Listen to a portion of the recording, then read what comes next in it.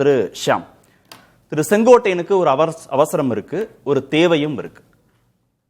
தன்னை போலவே அதிருப்தியில் இருக்கக்கூடிய அதிமுகவில் இல்லாத தினகரன், பன்னீர்செல்வம் இருவரையும் தாவேகா கூட்டணிக்குள் கொண்டு வந்துவிட வேண்டும் அப்படின்ற அந்த முனைப்புல அவசரமும் இருக்கிறத புரிந்து கொள்ள முடிகிறது. அதே அவசரம் திரு பன்னீர்செல்வம், திரு தினகரன் இருவருக்கும் இருக்கா? அந்த கூட்டணிக்குள் பொங்கலுக்கு முன்பாக போய் சேர்ந்து விட வேண்டும் அப்படிங்கிறதுல தலைப்பு சரிதான். தாவேகாவின் கூட்டணி ரயில் கிளம்பிவிட்டது. அது கிளைக்க போகும் ரயிலா இல்லையா என்பதை நாம் பொறுத்திருந்தா பார்க்க வேண்டும். கரிமேட்டு கருவாயன்னு எங்க பகுதிகளில் ஒரு நாட்டுப்புற கதாநாயகன் உண்டு. வைத்த குறி தப்பாது, அதை வைத்துதான் அந்த கரிகாலன் வைத்த குறி தப்பவே தப்பாதுங்கிற அந்த வசனம் வந்தது. இதுல பலரும் பல கணக்குகளுக்கு குறி வைக்கிறார்கள், அதை புரிந்து கொள்ள முடிகிறது.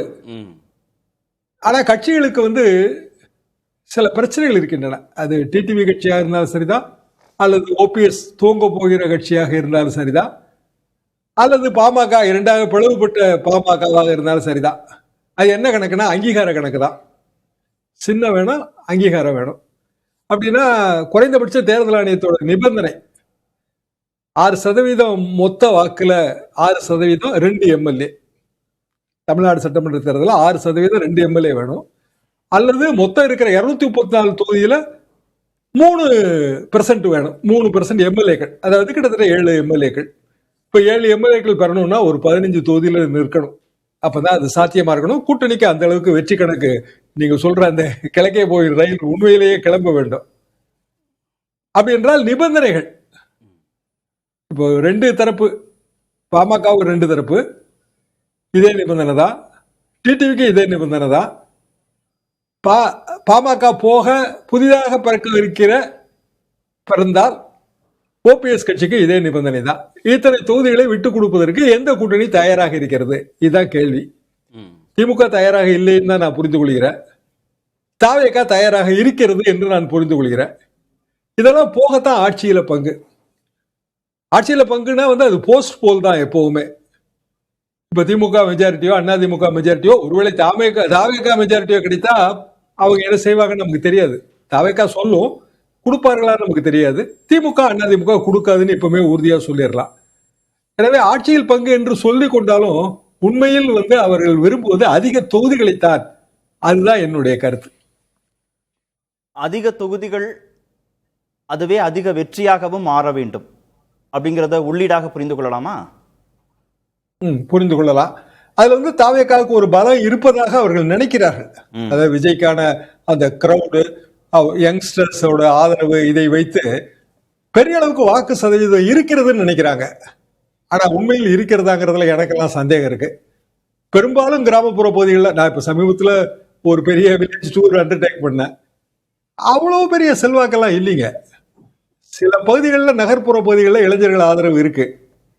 அதை தாண்டி உள் கிராமங்களுக்கு போனோம்னா பழைய மாதிரியே தான் இருக்கு. அதே ஜாதி கணக்கு தான், அதே மாதிரியான உள்ளூர் கணக்குகள், உள்ளூர்ல இவன் மேல வந்துட்டா நமக்கு ஆபத்துன்னு நினைக்கிற அரசியல் கணக்குகள், இதுதான் இருக்குது. அப்படின்னா கூட்டி கழிச்சு பாத்தீங்கன்னா தாவேகாவுக்கு அல்லது விஜய்க்கே ஒரு 10% இல்ல 12% ஆதரவு தான் இருக்கு. எல்லாம் போக ஜனநாயகனுக்கு பராசக்தி வர போட்டியா தெரியுது. எங்க பாத்தீங்கன்னாலும் பராசக்தி விளம்பரங்கள் இருக்கு. 1965 இந்திய எதிர்ப்பு போராட்ட கதைக்களம், உண்மை கதைக்களம் சொல்றாங்க. உண்மையிலே எங்களுக்கு எல்லாம் பெரிய ஆர்வமா இருக்கு. we are waiting for Parasakthi. ஜனநாயகனுக்கு அவ்வளவு வெயிட் பண்றோம்னு சொல்ல முடியாது. மற்றவர்களுக்கு அப்படியான நிலைமை இருக்கலாம். இல்ல எதுவும் குறியீடெல்லாம் அப்படி என்றால் இதுல எதுவும் குறியீடு இல்லையா? பராசக்திக்கான குறியீடு இருக்கு. பராசக்தி என்பதுங்க சித்தாந்த அடிப்படையிலானது. ஜனநாயகன் என்பது சித்தாந்த அடிப்படையில் இல்லாதது. அவ்வளவுதானே. 40 வயதுக்கு கீழே பெரிய அளவுக்கு விஜய்க்கு ஆதரவு இருக்குன்னா அவங்க 16% தான் இருக்காங்க. ஒட்டுமொத்தமாவே நம்மளோட ஜனத்தொகை கணக்கீட்டுப்படி 14% ஓட்டுல அவர் எத்தனை சதவீதம் வாங்கிடுவாரு? 40% மேல சித்தாந்த ரீதியாக திங்க் பண்றவங்க பராசக்திக்கு ஆதரவு தெரிவிப்பார்களா அல்லது ஜனநாயகனுக்கு ஆதரவு தெரிவிப்பார்களா? ஜனநாயகனுக்கு ஆதரவுனா ஏன் விஜயோட பழைய படங்கள்லாம் சரியா ஓடல? இவ்வளவு கேள்விகளுக்கான விடை நமக்கு ஜனவரி 9ஆம் தேதியில இருந்து 10ஆம் தேதிக்குள்ள கிடைச்சிடும். சரி, இதுல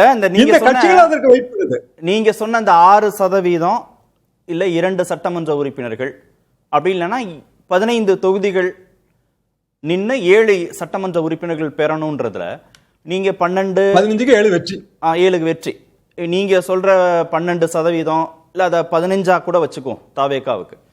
ஒரு சட்டமன்ற உறுப்பினர் உறுதியாக கிடைக்கணும், ஒரு கட்சிக்கு கூட்டணியோட நின்னோம் தனிச்ச உறுதியா கிடைக்கணும்னா 35-40% தேவையா? தேவை.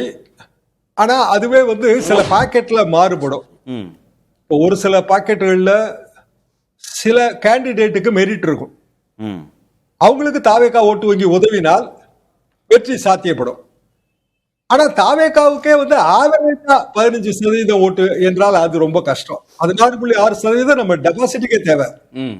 அப்படியே குறைஞ்ச 20% ஆவரேஜ் த்ரூ அவுட் தமிழ்நாடு இருக்கணும். 20% இருக்கணும். எனக்கு தெரிஞ்சு அதிமுக திமுக 2 கட்சிகளுக்கு தான் 20+ இருக்கு. சரி, தாவேகா அந்த இடத்துக்கு வந்துருமான்னு சந்தேகம். அப்படின்னா தாவேகா போட்டியிடுகிற தொகுதிகளில் அது 80% டெபாசிட் இழக்கும். இல்ல நம்ம தாவேகாவை வச்சு ஒரு கணக்கு போடுறோம்ல, இப்ப நீங்க சொல்றது தாவேகாவை வச்சு ஒரு கணக்கு. பன்னீர்செல்வம், தினகரன், ராமதாஸை வச்சு ஒரு கணக்கு சொல்லுங்களேன். நீங்க கொண்டு சொன்ன செல்வாக்கு மிக்க வேட்பாளர் அப்படிங்கறத இவங்களுக்கும் அந்த கணக்கு பொருந்தணும்ல? பொருந்தணும். பொதுவாக டிடிவி பெரும்பாலும் தாவேகா ரூட்ல தான் பயணம் போறாரு. அவரோட ரயில் அப்படிதான் போகுது. அது நமக்கு நல்லாவே புரியுது. சரி, டாக்டர் ராமதாஸை பொறுத்தவரையில் அவர் அன்புமணி இருக்கிற கூட்டணியில் இடம்பெற மாட்டாருன்னு தான் நான் உறுதியா நம்புறேன். ஒரே ஒரு வித்தியாசம் தான். 2001 தேர்தலில் அதிமுக கூட்டணி அமைக்கும் போது தாய் காங்கிரஸ் இருந்தது. தாய் காங்கிரசுக்கு போட்டியாக இருந்தது தமாகவும் இருந்தது. அன்றைய மூப்பனாரின் தமிழ் மாநில காங்கிரஸ் இருந்தது. அதை தாண்டி பிளவுபட்ட 2 அணிகள் ஒரு கூட்டணியில தமிழ்நாட்டில் இல்ல, இதுவரைக்கும் இல்ல. 2019 மக்களவை தேர்தலின் போது பாமக அதிமுக கூட்டணி, அதிமுக கூட்டணியில பாஜக, ஆனா பாமக பாஜக கூட்டணியில இல்ல. அப்படி ஒரு விசித்திர நிலைமை இருந்தது. 2021 தேர்தலில் அதை சரி பண்ணி கொண்டு வந்துட்டாங்க. இப்ப இப்போதைக்கு அன்புமணி பாமக என்பது பாரதிய ஜனதா அதிமுக கூட்டணி நம்ம எடுத்துக்கிட்டோம்னா, டாக்டர் அவர்கள் என்ன முடிவு எடுக்க போறாரு, டாக்டர் ராமதாஸ் அவர்கள் என்ன முடிவு எடுக்க போகிறார், விஜய் அவரை போய் சந்திக்க போறாருன்னு ஒரு கிட்டத்தட்ட செப்டம்பர்ல இருந்து அந்த பேச்சு அடிபட்டது. கரூர் இன்சிடென்ட்டுக்கு பிறகு அது குறைந்தது. பாண்டிச்சேரிக்கு அவர் போகும்போது போய் பார்ப்பாருன்னு சொன்னாங்க.